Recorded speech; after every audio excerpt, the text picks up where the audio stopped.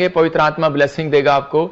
आशीष लेने का आसान तरीका, आज का टॉपिक है आशीष लेने का आसान तरीका। आशीष देने का भी आसान तरीका है, आशीष लेने का भी आसान तरीका है। याद रखना कि परमेश्वर के वचन जब खुलता है तो स्वर्ग से आकाश खुलता है, और आकाश खुलता है तो उसी समय पवित्र आत्मा की मुट्ठी भी खुलती है।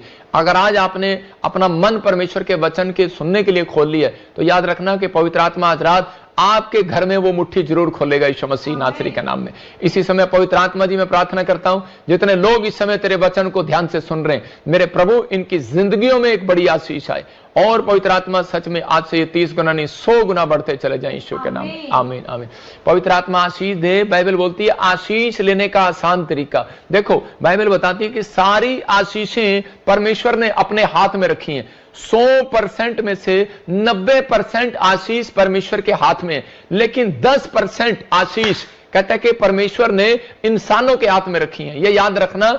इसलिए मैं उन लोगों को बोल रहा हूं जो लोग अपने मां बाप का आदर नहीं करते, इसलिए परमेश्वर ने वो आशीष रखी है कि अगर उनके मुंह से कुछ निकल जाए तो कहते हैं कि बच्चों का बुरा हो जाएगा। याद रखना, मैं कह रहा हूं कि इसलिए परमेश्वर ने 10% आशीष कह रहा टीचर के हाथ में रखी है। अगर स्टूडेंट इज्जत ना करे टीचर की तो उसी समय उसके मुंह से कुछ निकल जाए तो बुरा हो जाएगा उसका। मैं फिर कह रहा हूं कि आज आप अगुओं के कहते हैं जो संत लोग हैं, अगर इस संत लोगों के हाथ में आशीर्वाद क्यों रखा है परमेश्वर ने? वो इसलिए रखा है कि अगर कोई चिंगड़ू पिंगड़ू अगर कोई बुराई करे तो याद रखना, कहता है कि हमारे मुंह से अगर कुछ निकल गया, मैं कहता हूं कि वो आदमी कहीं का नहीं रहेगा। एक आदमी लगातार 4 साल से बोल रहा था, जिस दिन वो मेरे बच्चों के खिलाफ बोलने लगा, ये इसको शर्म नहीं आती, इसकी लड़कियां हैं, ये बलात्कारी है, ये है वो है, मेरे से रहा नहीं गया, मैं भी इंसान हूं। मैंने एक बार परमेश्वर को एक ही बात कही थी, मैंने कहा अगर परमेश्वर मैं तेरा सच्चा दास हूं तो पवित्र आत्मा इसको एक बार न्याय जरूर दिखा।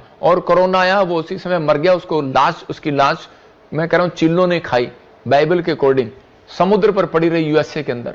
मैं क्या कह रहा हूं, उन लोगों को कह रहा है कि आज बहुत सारे लोगों को डर नहीं है परमेश्वर का। हर धर्म के अंदर इजाजत है कि आप परमेश्वर के नाम की चर्चा कर सकते हैं, प्रचार कर सकते हैं, कोई नहीं रोक सकता। लेकिन अगर आप कह रहे हैं कि ये ठगी करते हैं, ये फलाना करते हैं, ढिमका करते हैं, मैं उन लोगों को कह रहा हूं कि आप अपने मुंह को खराब कर रहे हैं।